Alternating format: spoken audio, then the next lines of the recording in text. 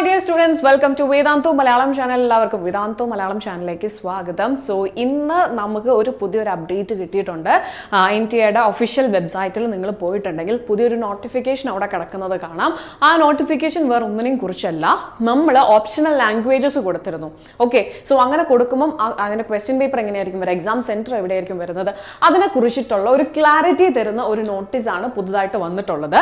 So നിങ്ങൾ NTA സൈറ്റിൽ പോവുക, nta.nic.in എന്ന് പറയുന്ന സൈറ്റിൽ പോവുക. സൈറ്റിൽ പോയിട്ടുണ്ടെങ്കിൽ നോട്ടിഫിക്കേഷൻസ് കാണുന്നിടത്ത് രണ്ടാമതായിട്ട് ഈ ഒരു നോട്ടിഫിക്കേഷൻ കിടപ്പുണ്ട്. ഓക്കെ, സോ നേരിട്ട് നിങ്ങൾക്ക് വായിക്കാം. ഇനി അങ്ങനെ താല്പര്യമില്ലെങ്കിൽ നമ്മൾ ഫുള്ള് കാണിക്കും. Okay, yes. അപ്പോൾ നമ്മുടെ ഒരുപാട് സ്റ്റുഡൻസും ചോദിക്കലുണ്ടായിരുന്നു, മലയാളം കൊടുത്തിട്ടുണ്ടെങ്കിൽ ഇംഗ്ലീഷിലും ക്വസ്റ്റ്യൻസ് അവൈലബിൾ ആയിരിക്കും, അതുപോലെ തന്നെ എക്സാം സെന്റേഴ്സ് എവിടെയാണ് കിട്ടാന്നുള്ള ക്വസ്റ്റ്യൻസ് നമ്മുടെ സ്റ്റുഡൻസ് ചോദിച്ചിരുന്നു. സോ അതിനുള്ളൊരു ആൻസർ ആണ് ഈ ഒരു നോട്ടിഫിക്കേഷൻ എന്ന് പറയുന്നത്. അതായത് നിങ്ങൾ ഇംഗ്ലീഷാണ് ക്വസ്റ്റ്യൻ പേപ്പർ ചൂസ് ചെയ്തിട്ടുള്ളതെങ്കിൽ ഇംഗ്ലീഷിൽ മാത്രമായിരിക്കും നിങ്ങൾക്ക് ക്വസ്റ്റ്യൻ പേപ്പർ കിട്ടുന്നത്. ഓക്കെ, ഇനി അതേസമയം നിങ്ങൾ ഹിന്ദിയും കൊടുത്തിട്ടുണ്ടെങ്കിൽ ഹിന്ദിയും ഇംഗ്ലീഷും വരും. ഓക്കെ, ഓരോ ക്വസ്റ്റിൻ്റെ ഇംഗ്ലീഷ് ക്വസ്റ്റ്യനും അതുപോലെ തന്നെ ഹിന്ദിയിൽ അത് ട്രാൻസ്ലേറ്റ് ചെയ്തതും ഉണ്ടായിരിക്കും. ഇനി നെക്സ്റ്റ് നമുക്കറിയാം, റീജിയണൽ ലാംഗ്വേജസ് ഓപ്ഷൻ ഉണ്ടായിരുന്നു ഈ വർഷം. സോ നമ്മൾ ഒരുപാട് പേര് മലയാളം കൊടുത്തിട്ടുണ്ടായിരിക്കും ഓപ്ഷൻ. സോ മലയാളം കൊടുത്ത സ്റ്റുഡൻസിന് മലയാളത്തിലും ഒപ്പം ഇംഗ്ലീഷിലും ക്വസ്റ്റ്യൻ പേപ്പേഴ്സ് അവൈലബിൾ ആയിരിക്കും. ഓക്കെ, അതായത് മലയാളത്തിൽ ക്വസ്റ്റ്യൻ, അവിടെ തന്നെ ഇംഗ്ലീഷ് സെയിം ക്വസ്റ്റ്യൻ നിങ്ങൾക്ക് അവൈലബിൾ ആയിരിക്കും. ഓക്കെ, സോ ആ ഒരു ക്ലാരിറ്റി നിങ്ങൾക്ക് മാറിയെന്ന് വിചാരിക്കുന്നു, ആ ഒരു ക്ലാരിറ്റി കുറവ് നിങ്ങൾക്ക് മാറിയെന്ന് വിചാരിക്കുന്നു. നെക്സ്റ്റ് എക്സാം സെന്ററിനെ പറ്റിയിട്ടാണ്. എക്സാം സെന്റർ നിങ്ങൾ മലയാളം ഓപ്ഷൻ കൊടുത്തിട്ടുള്ള ഒരു കുട്ടിയാണെങ്കിൽ നിങ്ങളുടെ എക്സാം സെന്റേഴ്സ് ഇവിടെ മാത്രമേ കിട്ടത്തുള്ളൂ, അതായത് കേരളത്തിലും ലക്ഷദ്വീപിലും മാത്രമേ കിട്ടത്തുള്ളൂ. അതായത് നിങ്ങൾക്ക് എക്സാം എഴുതാനായിട്ട് കേരള സ്റ്റേറ്റ്, ലക്ഷദ്വീപ് ഇത് മാത്രമാണ് ഓപ്ഷനായിട്ട് ഉണ്ടാവുള്ളൂ. ഓക്കെ അല്ലേ? സോ ഇത്രയും കാര്യങ്ങളാണ് ഈ ഒരു നോട്ടിഫിക്കേഷൻ എന്ന് പറയുന്നത്. ഇനി നിങ്ങൾ വേറെ ഏതെങ്കിലും ഭാഷയായിട്ട് കംഫർട്ടബിൾ ആയിട്ട് നിങ്ങൾ ആ ഭാഷയാണ്, ഇതിൽ ഏതെങ്കിലും ഒരു ഭാഷയാണ് കൊടുത്തിട്ടുള്ളതെങ്കിൽ നിങ്ങൾ കറസ്പോണ്ടിങ് ആയിട്ട് നോക്കുക. നിങ്ങൾക്ക് എക്സാം സെന്റേഴ്സ്, അതായത് ഏത് റീജിയണൽ ലാംഗ്വേജ് കൊടുത്തിട്ടുണ്ടെങ്കിലും ഇംഗ്ലീഷിൽ അതിൻ്റെ കറക്റ്റ് ഇതുണ്ടായിരിക്കും, അതായത് കറക്റ്റ് ക്വസ്റ്റ്യൻ. മലയാളം ആണെങ്കിൽ മലയാളത്തിൻ്റെ കൂടെ ഇംഗ്ലീഷ് ഉണ്ടായിരിക്കും, ഹിന്ദി ആണെങ്കിൽ ഹിന്ദിയുടെ കൂടെ ഉണ്ടായിരിക്കും, അതുപോലെ തന്നെ കന്നഡ ആണെങ്കിൽ കന്നഡ, ഗുജറാത്തി ആണെങ്കിൽ ഗുജറാത്തി, എല്ലാത്തിനും ഇംഗ്ലീഷ് വേർഷൻ ഉണ്ടായിരിക്കും. And next thing is exam centres. So നിങ്ങൾ ഏതാണോ കൊടുത്തിട്ടുള്ളത് അത് വെച്ചിട്ട് നിങ്ങൾ എക്സാം സെന്റേഴ്സ് എവിടെ കിട്ടും എന്നുള്ളതിനെ പറ്റി നിങ്ങൾക്ക് ഒരു ക്ലാരിറ്റി കിട്ടും.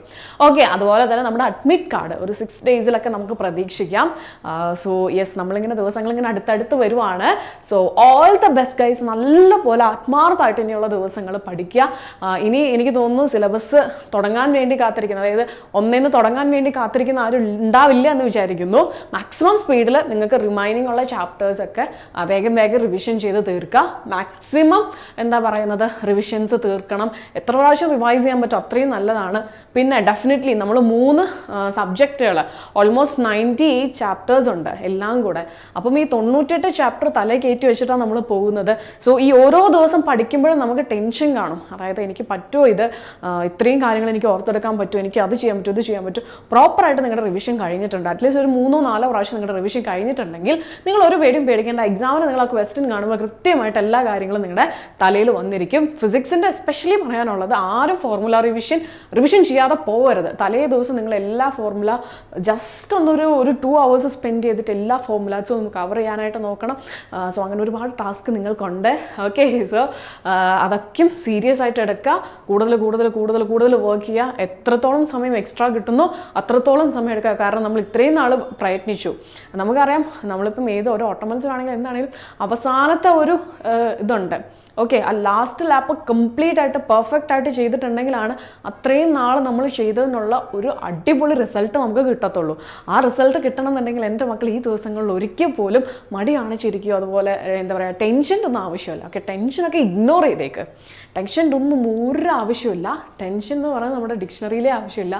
നിങ്ങൾ പ്രോപ്പറായിട്ട് ഹാർഡ് വർക്ക് ചെയ്തിട്ടുണ്ടോ നിങ്ങൾക്ക് റിസൾട്ട് കിട്ടും. ഓക്കെ, സോ ആ ഒരു എപ്പോഴും പോസിറ്റീവായിട്ട്, എപ്പോഴും ഭയങ്കര എനർജറ്റിക് ആയിട്ട് മുന്നോട്ട് പോകാനായിട്ട് നോക്കുക. So stay tuned to Vedantu Malayalam for more videos, and thank you so much. Bye bye.